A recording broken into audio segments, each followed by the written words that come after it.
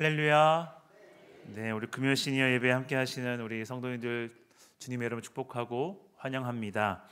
2025년 예배의 부흥으로 변화되는 교회라는 이 표어로 시작한 게 엊그제 같은데 어느덧 지금 3월 마지막 주가 되었습니다. 다음 주에는 또 새로운 4월 달이 시작이 되는데요. 네, 이제 개강을 하고 여러 가지 모임을 하고 계신 줄 아는데 아까 우리 조초라 목사님께서 광고하셨을 때 깜짝 놀랐습니다. 그 라임 댄스인가요? 네, 50명 이상 모이신다고 하셔서 참 궁금한데 또 제가 올라가서 이렇게 구경하면 또 부담스러우실까봐 네, 참 여러 가지 우리 활동 오후 프로그램 통해서 우리 시니어 성도님들께서 하나님 안에서 또 은혜도 누리시고 또 건강도 누리시는 귀한 또 오늘 하루가 되시기를 주님의 이름으로 축복합니다. 네, 그래서 오늘 모든 모임 가운데 우리에게 항상 예수님께서 항상 주인공이 되시는 모임 가운데 아름다운 열매를 맺으시는 우리 금요 시니어 예배가 되기를 소망합니다.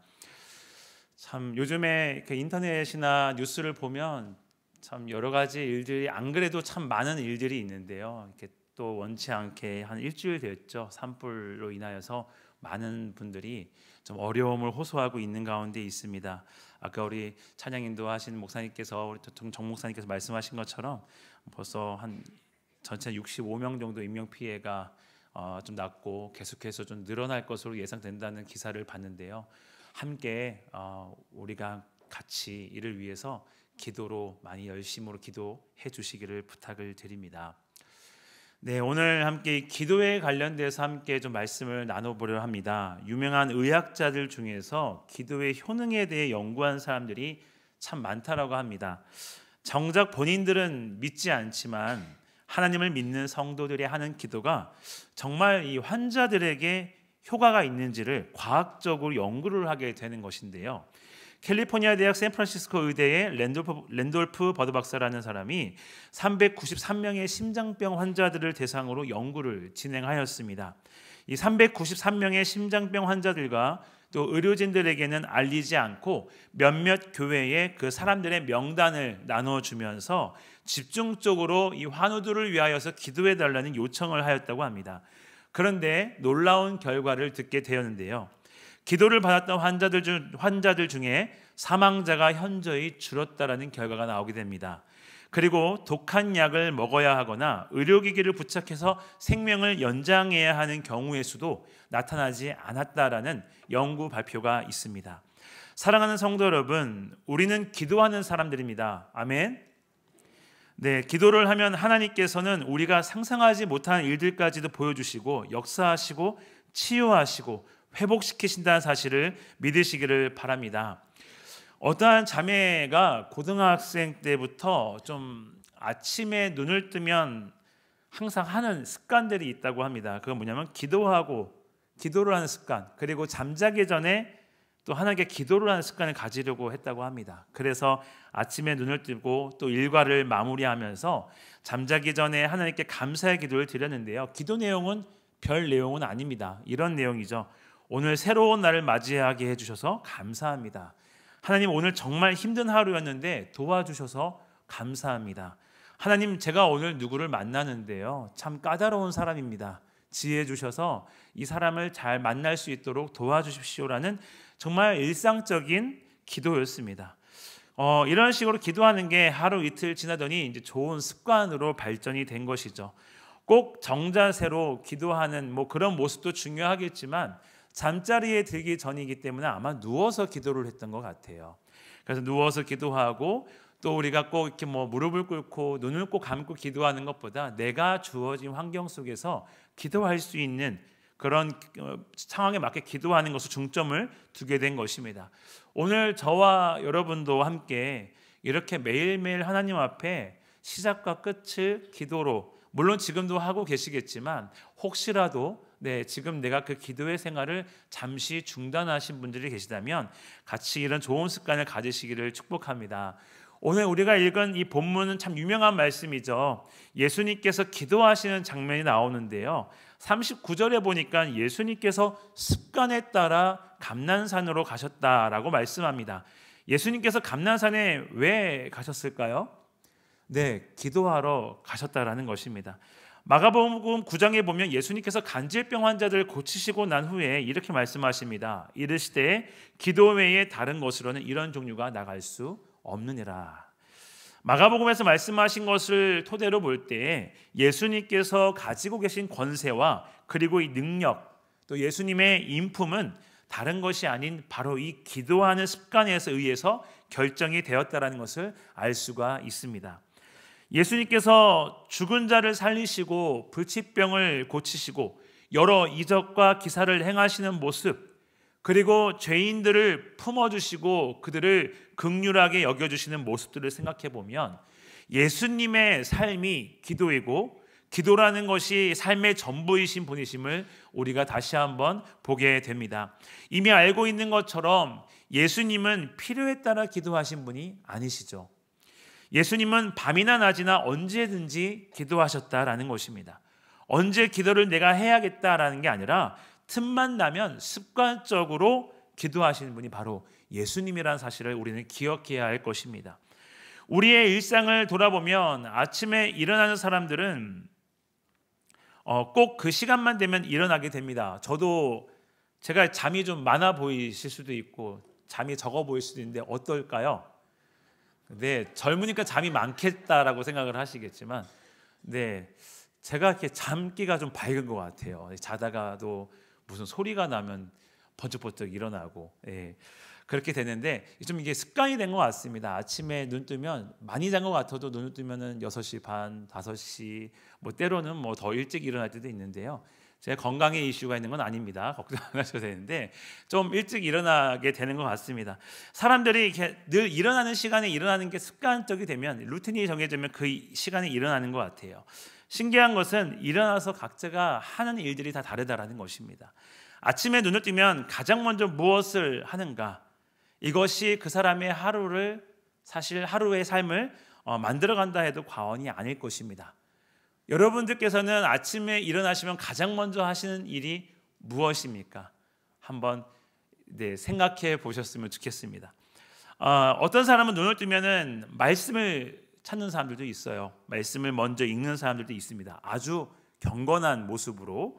어떤 사람은 또 신문을 찾는 사람들도 있고요. 어떤 사람은 운동을 하거나 음악을 듣는 사람도 있다고 합니다. 세상에서는 이전에 유행했던 새벽형 인간, 아침형 인간, 즉 아침에 일찍 일어나서 하루를 시작하는 사람은 근면성실하게 살 수 있다라고 말을 하고 있습니다. 하지만 오늘 본문에 나오는 예수님을 우리가 보게 되면은 우리가 단순히 아침에 일찍 일어나는 게 그게 중요한 게 아니라 아침에 일어나서 내가 습관적으로 무엇을 하는가가 중요하다라는 것을 우리는 깨닫게 됩니다. 사랑하는 성도 여러분, 우리 모두 예수님의 사람으로 살아가기를 원하고 계시지 않습니까? 그렇다면 하나님께서 기뻐하시는 습관, 그리고 예수님처럼 닮아가는 습관을 가지시기를 바랍니다. 나의 습관과 좋지 못한 습관들은 우리가 다 내버려야 된다는 것입니다. 정말 예수님의 습관처럼 우리가 그의 습관을 본받고 그 습관을 잘 지키며 살아가시는 우리 시니어 모든 성도님들 되시기를 주님의 이름으로 축복합니다. 우리가 아침 일찍 일어나서 말씀을 보고 기도를 하는 사람은요, 하나님의 은혜와 하나님의 능력 안에 하루를 살 수 있다는 것을 믿으시기를 바랍니다. 아까 소개를 받은 것처럼 제가 오교를 지금 섬기고 있는데요. 저도 이제 함께하는 공동체가 있습니다. 목자의 역할을 좀 필요해서 제가 이 양무리 하나를 좀 감당하고 있는데요. 그 공동체 안에 참 좋은 건 매일 성경을 사용해서 매일매일 하나님의 말씀을 묵상하고 짧게 카톡에다가 글을 올리는, 우리 양무리 양원들과 함께 글을 올리는 경건 활동을 하고 있습니다. 아마 여기 계신 분들도 하고 있는 걸로 제가 알고 있지만 지금 저도 열심히 하고 있습니다. 한 주씩 담당을 정해서 담당자가 하루에 아침에 글을 올려야만 다음 사람이 글을 올릴 수 있도록 규칙을 정한 거예요. 제가 만약에 예를 들어서 오늘 글을 올리는 당번이다. 근데 제가 깜빡하고 안 올렸어요. 그러면은 아무도 글을 못 올리는 겁니다. 그래서 참 부담을 갖고, 이 거룩한 부담을 갖고 말씀을 나누자는 취지에서 만들었는데요. 여지없이 새벽 6시가 되면은 글이 올라오기 시작합니다. 네, 글이 한둘 올라오고 한 명이 올리면 기다렸다는 듯이 한 4-5명이 한 번에 올려요. 그러면 그 글을 같이 보는 것만 해도 참 은혜가 되더라고요. 저도 묵상한 것을 올려드리곤 합니다.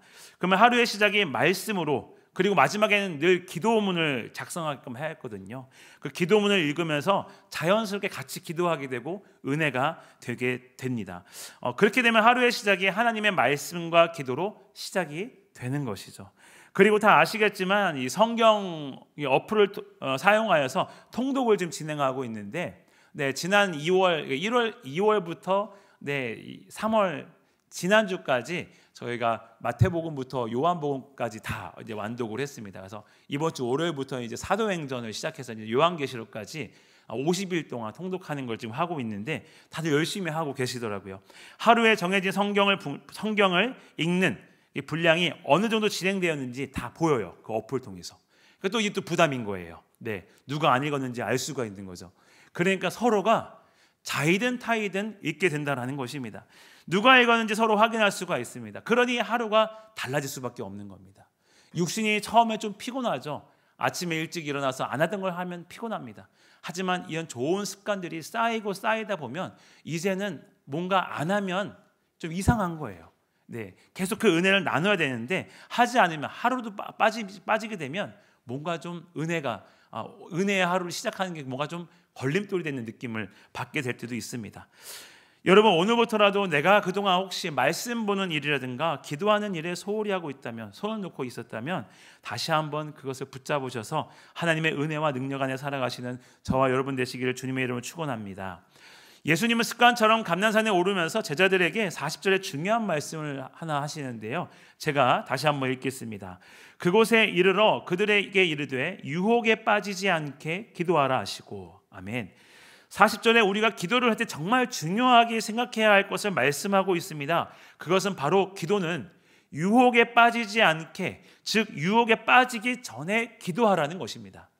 다시 말하면 우리가 늘 기도해야 유혹에 빠지지 않게 된다는 것을 예수님은 말씀하고 있는 것이죠. 교회에서 신앙생활을 하는 성도들을 보면 새벽에 나와서 기도하는 분들도 있고, 금요기도에 나와서 기도하는 분들도 있고, 수시로 교회에서 기도를 하거나 중보기도를 하시는 경우를 종종 보게 됩니다. 여러분, 왜 그분들이 그렇게 기도를 하러 오시거나 중보기도를 요청을 하실까요?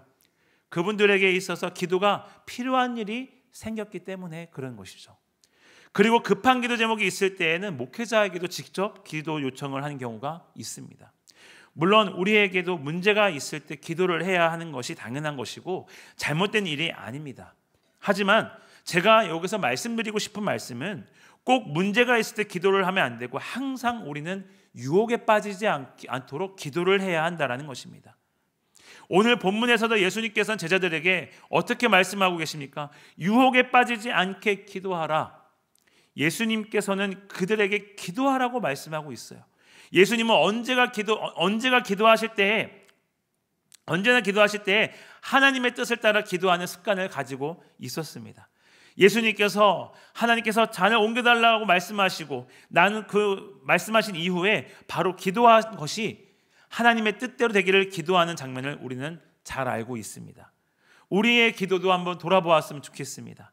우리도 제자들처럼 혹시 나를 위한 기도만 하고 있지는 않습니까? 나의 뜻을 구하는 기도, 내 유익을 위한 기도, 나만 위한 기도, 이 기도를 하고 있지는 않습니까? 기도할 때마다 내 생각과 내 계획과 내 욕심이 가득 차서 그것을 구하고 있지는 않으십니까? 오늘 이 시간부터 우리의 모든 것들을 다 내려놓고 하나님의 뜻에 합당한 기도를 하시는 예수님을 닮아가는 성도님들 되시기를 주님의 이름으로 축원합니다.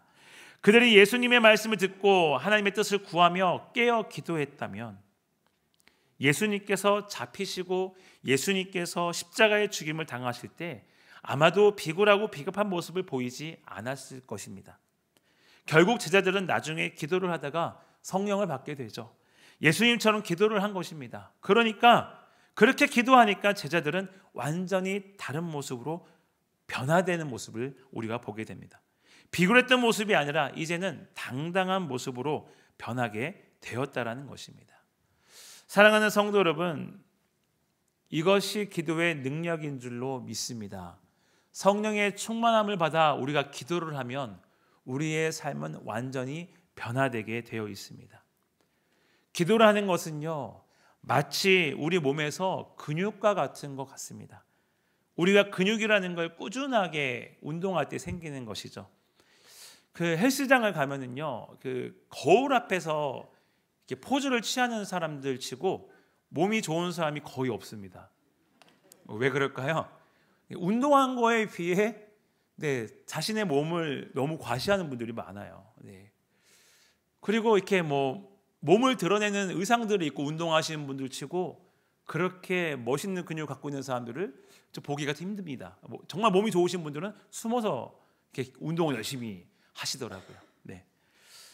근육 운동을 할 때는 1, 2년 정도 꾸준하게 기도를 해야 몸이 좋아지고 건강미가 넘치지 않겠습니까?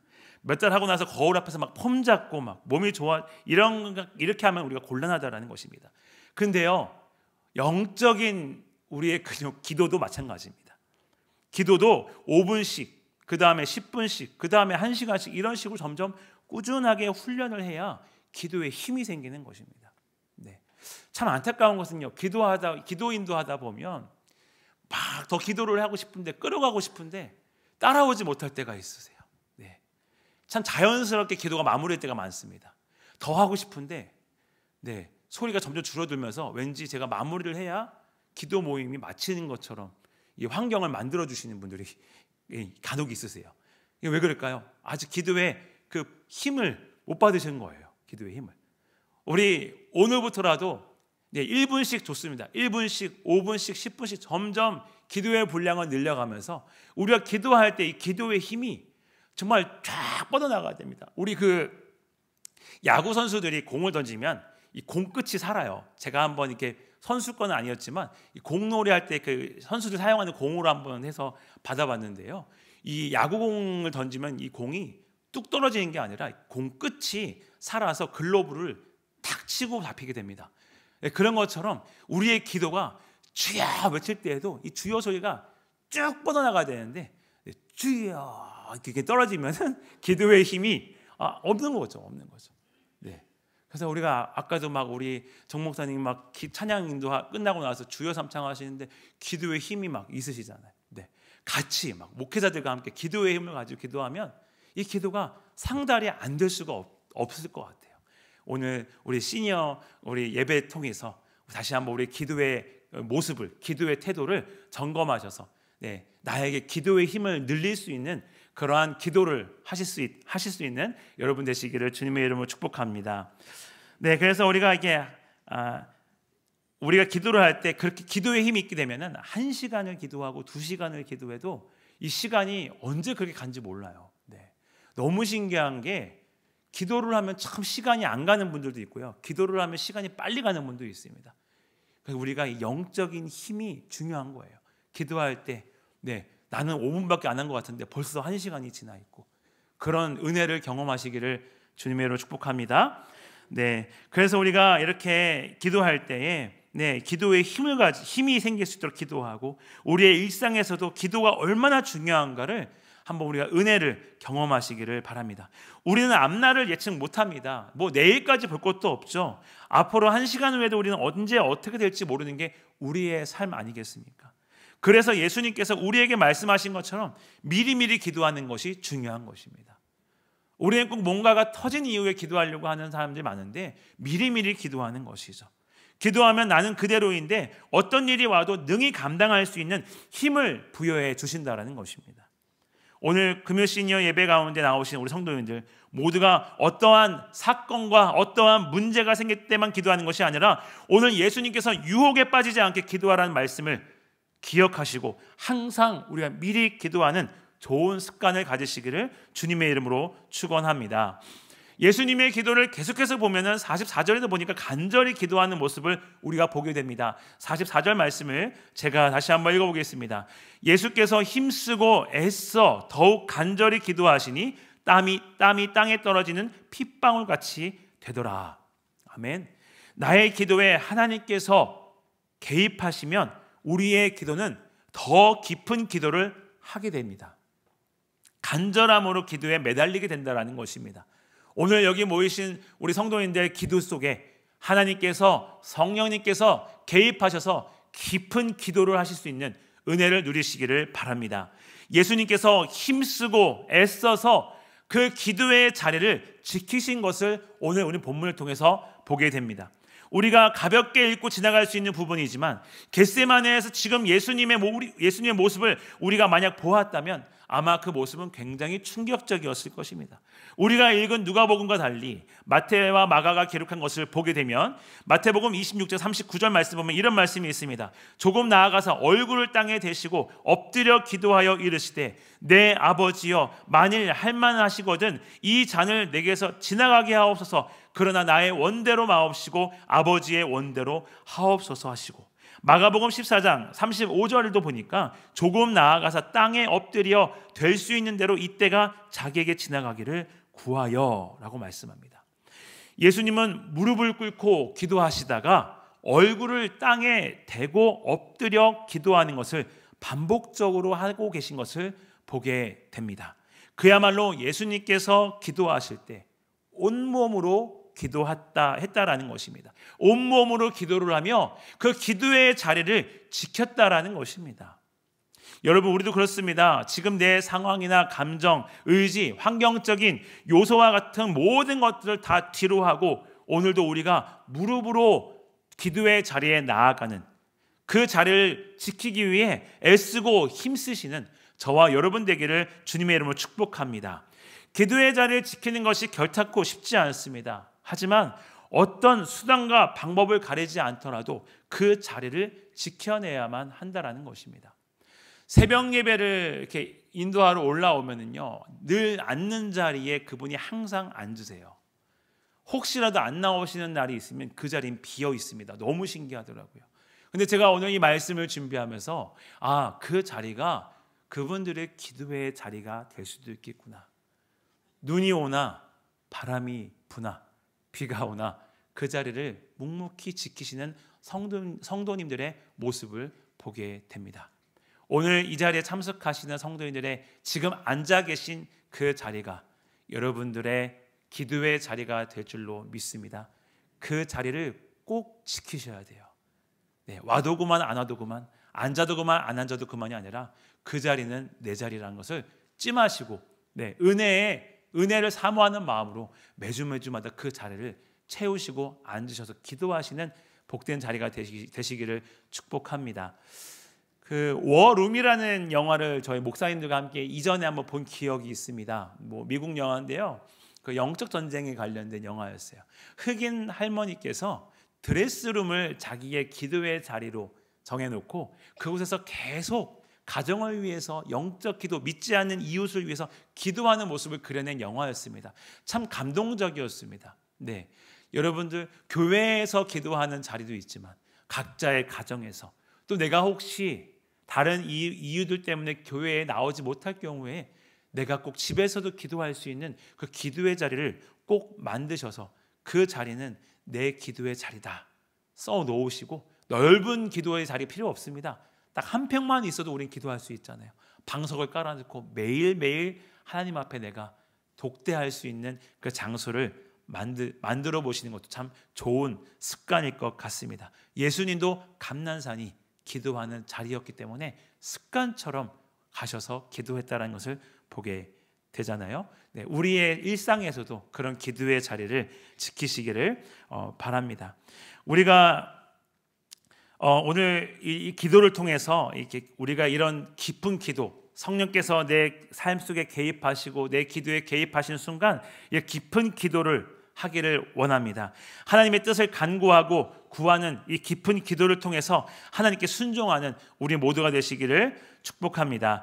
예수님께서 얼마나 간절하게 얼마나 힘써서 기도했는지 오늘 본문을 보니까 땀이 땅에 떨어지는 핏방울 같이 되더라 라고 말씀합니다. 여러분, 세상의 수많은 유혹과 시험을 이겨낼 수 있는 방법은 기도밖에 없음을 기억하시기 바랍니다.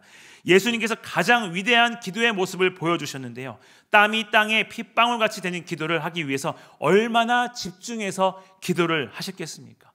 우리는 하나님께 기도할 때 집중하며 기도해야 됩니다. 어떻게 집중해야 될까요? 열왕기상 18장 40절 말씀을 보면은 그 이하의 말씀을 보면 엘리야가 아합을 보내고 혼자서 갈멜산을 향해서 갑니다. 갈멜산이 엘리야에게 어떤 장소였습니까? 그렇습니다. 기도하는 장소였습니다. 오직 하나님께 집중해서 기도할 수 있는 장소였기 때문에 그는 갈멜산을 향하여서 가게 된 것입니다.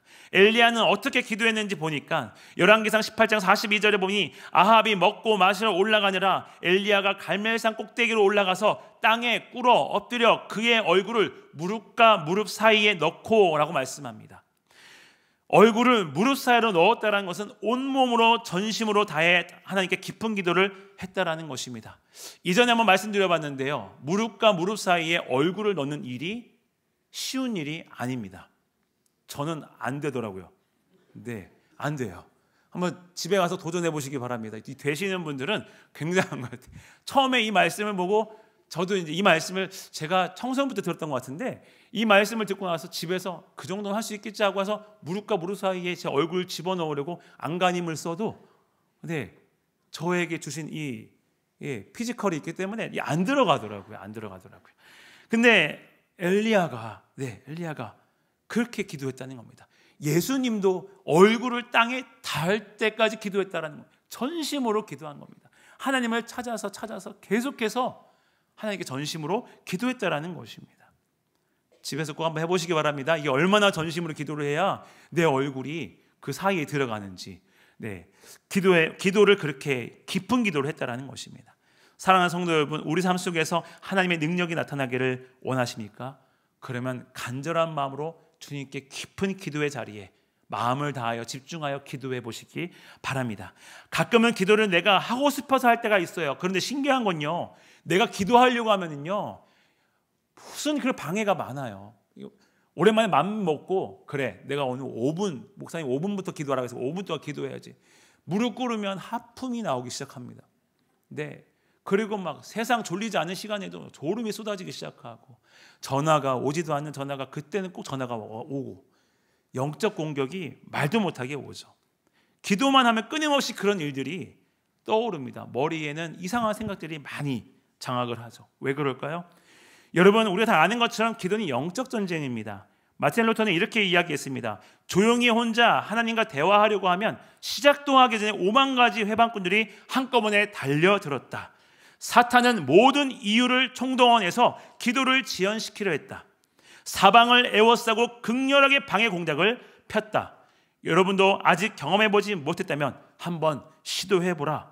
열심히 기도하기로 작정하는 바로 그 순간 어마어마하게 다양한 잡념들이 달려들어 시작조차 못하게 물고 늘어지게 틀림없다.